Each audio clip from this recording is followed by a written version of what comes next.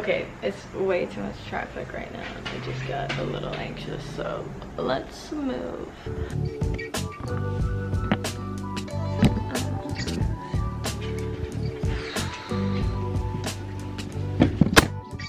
We're wondering how I'm doing. I'm not good. Can you tell? I don't know. I've just been a little stressed out lately. I think I'm learning about it, and I want to discuss what I'm learning because I feel like it's helping. It's the initial steps and it's helping me. So why shouldn't I introduce it to you guys? I've been trying to figure out my like attachment style and what I do, how my mind works, where my mind goes, and how to deal with that.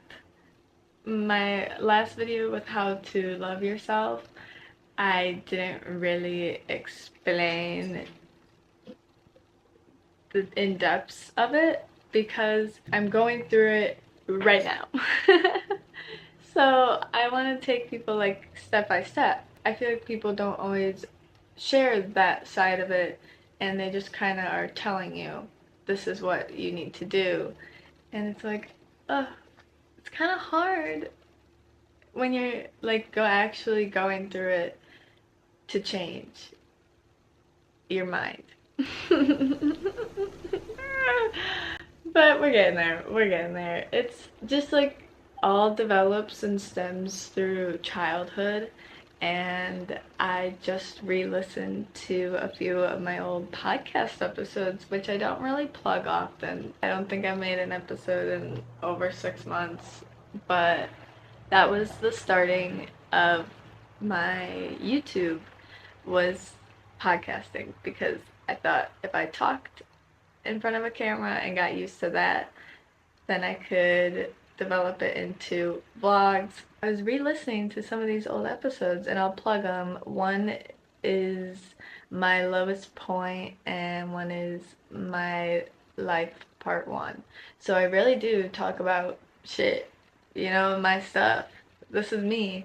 And I was like, wow, girl, I did a good job. Kind of, I mean, you guys might be a little confused because you're not me and you're listening through it from your perception. So if you have any questions, find anything interesting or anything, or just like want to say anything, you can.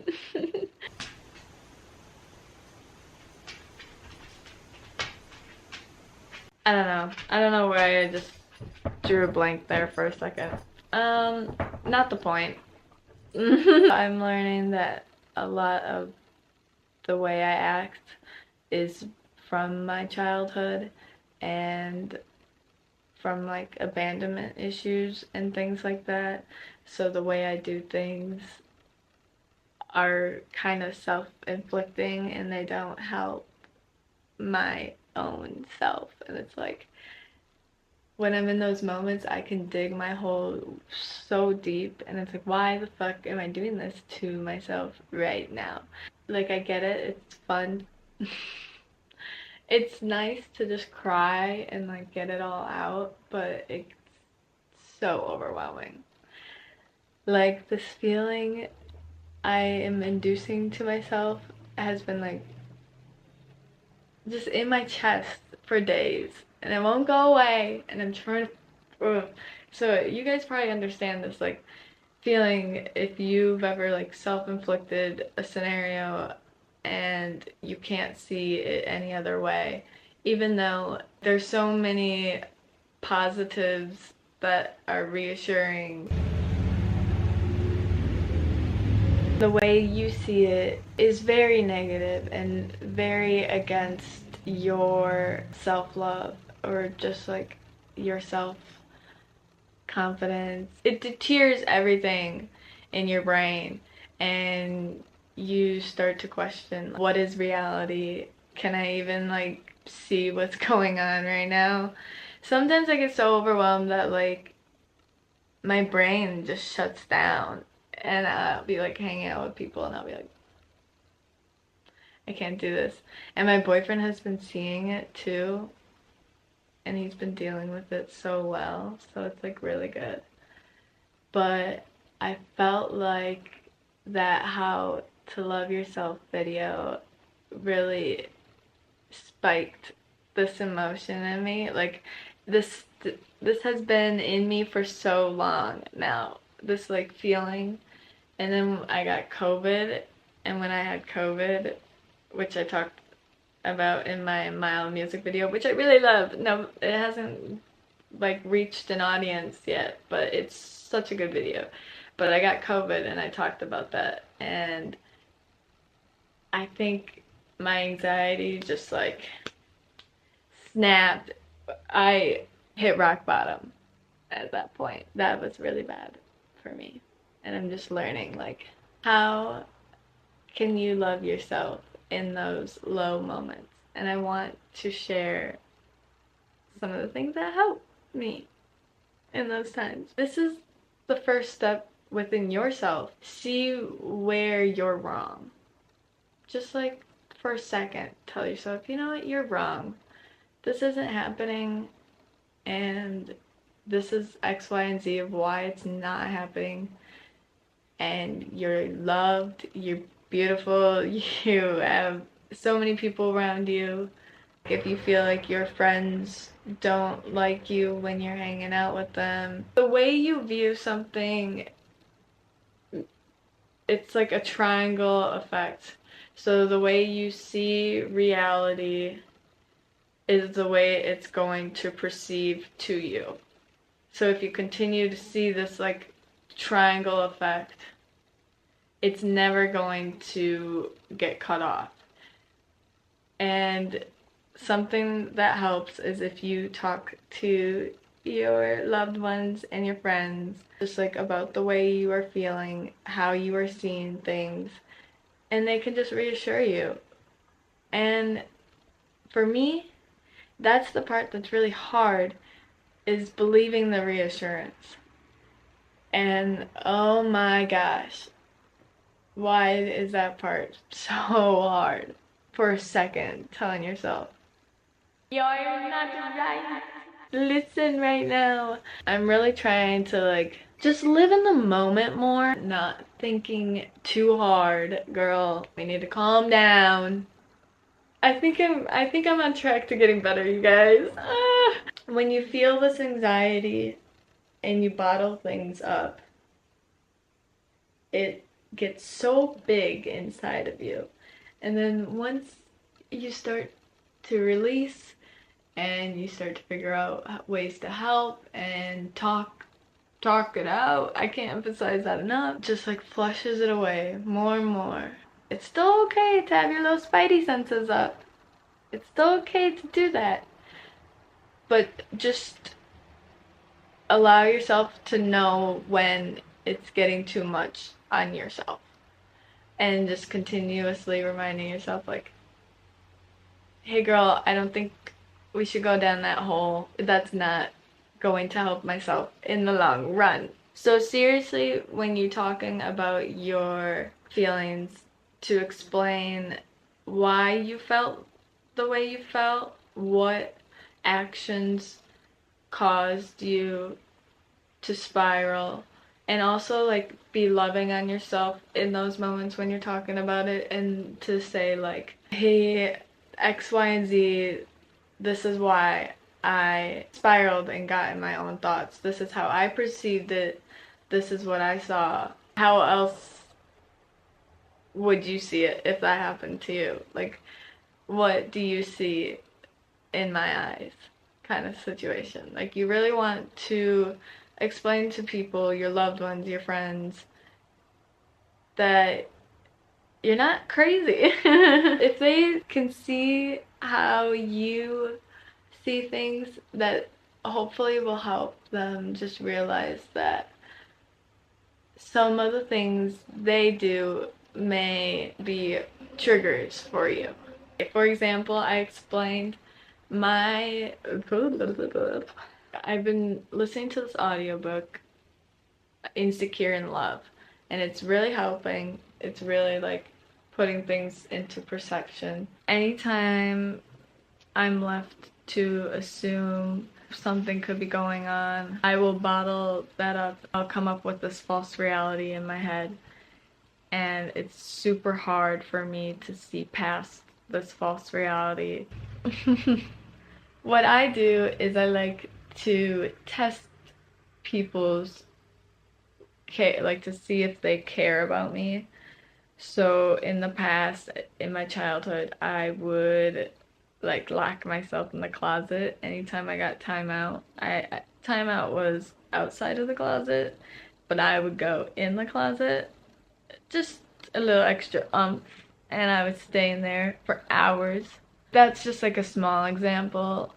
I think like actions like that were just ways of me trying to reach out to see if somebody cares about me. Like if they are going to come back and try to find me. That's huge. I do this a lot where I will hide. That's kind of crazy. Let me know if you do that. I discussed this with my partner and he was like, yeah, I see that you do that, and he doesn't like it at all because it's just like this book has been helping too because it shows your detachment styles and your attachment styles. I've only just started. If you're dismissive, fearful, secure, or preoccupied. And he's more dismissive. I feel like I'm more fearful, and then he's more dismissive. So those can kind of go hand in hand. And he has like low anxiety, and I have high anxiety. So that just already means I'm self-inflicting things on myself. This book is good, but figure out your attachment style and your partner's attachment style. This can help fill that gap that's like, oh, this is what we're missing. This makes sense. I'm not helping on my end. You have to take accountability. Like the way I run and hide isn't helping. And it's not helping me, and it's not helping them. And then it builds tension, and then it makes it just bad for me. So I'm really on the journey, you guys. Let's see how good I can do. Let me know what you do for your attachment style, what you do in conflict and stuff, because I feel like we need to be talking about this stuff more often. It's really helps, because I don't want to be like that. I don't want to be like this. I want to be secure.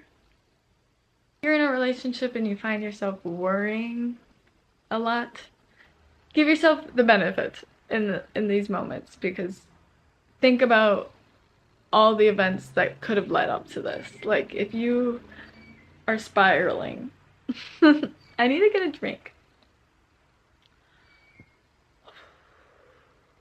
Take a deep breath.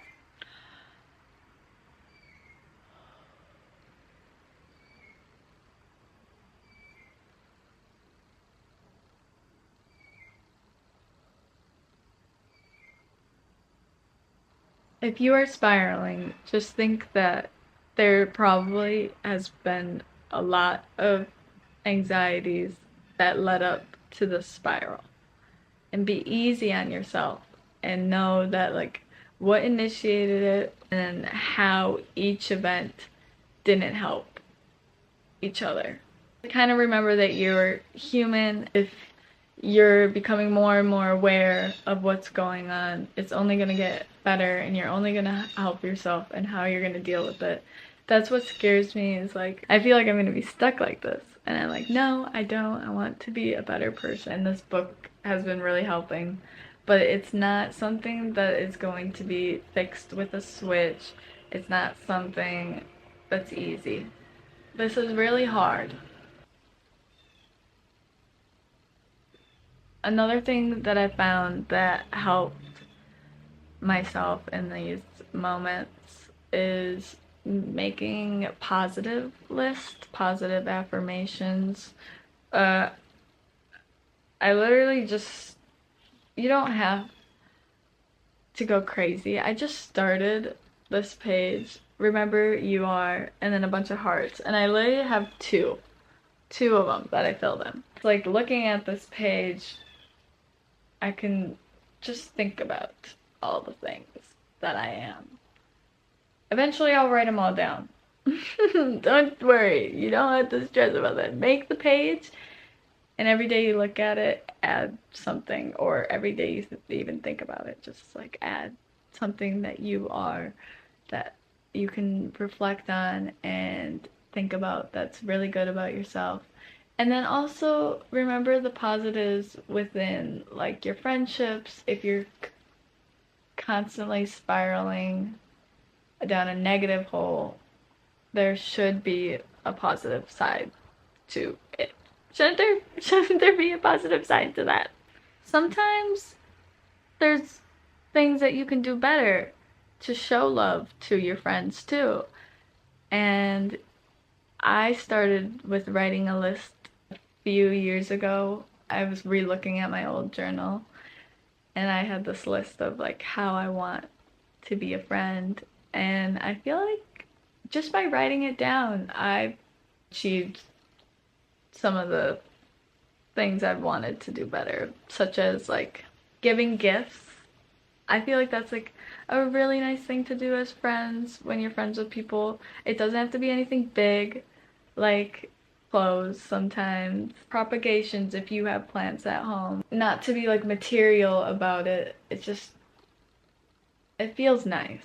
I don't know, people like it. And you don't always have to do it. It's not to be expected. You can just do it once in a while. Or like a book, and if you read a book and you're like, oh my gosh, I thought about you, you should read this. Like, just stuff like that, that's super nice. Yeah, so just thinking of those positive moments. Remembering that it's not that deep. Oh, my camera's about to die. I've been doing this for a while. So everybody, it's not that deep. I hope this helped, and I hope you're doing okay. And let me know what stage you're in, how you're feeling right now, and what your attachment styles are. And if you read the book, it's an audiobook.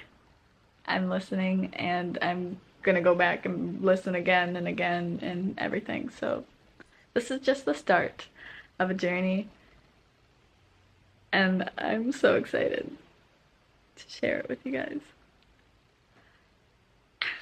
I don't know. This is gonna be crazy.